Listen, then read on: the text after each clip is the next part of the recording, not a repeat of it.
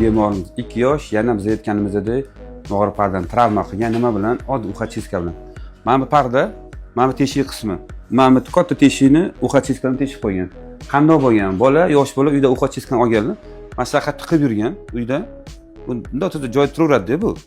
Mashina bilan yugurib yuravergan, esdan chiqib ketgan. Mashinasi yotaman deganda pardani teshib yuborgan. Ya'ni bundoq qolib ketgan. Bu shu tomondan bitta yotaman degan pardani shunday teshib qo'ygan. Shuning uchun biz iltimos qilamizki, yosh bolalarga uxa-chiska qayerda turganini ko'rsatmanglar, bekitib qo'yinglar.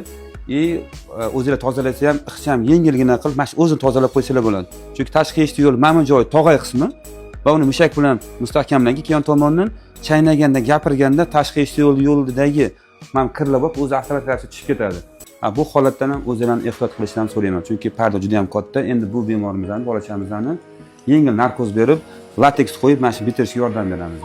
O'zingizni va farzandingiz sog'lig'iga e'tibor bo'lmanglar.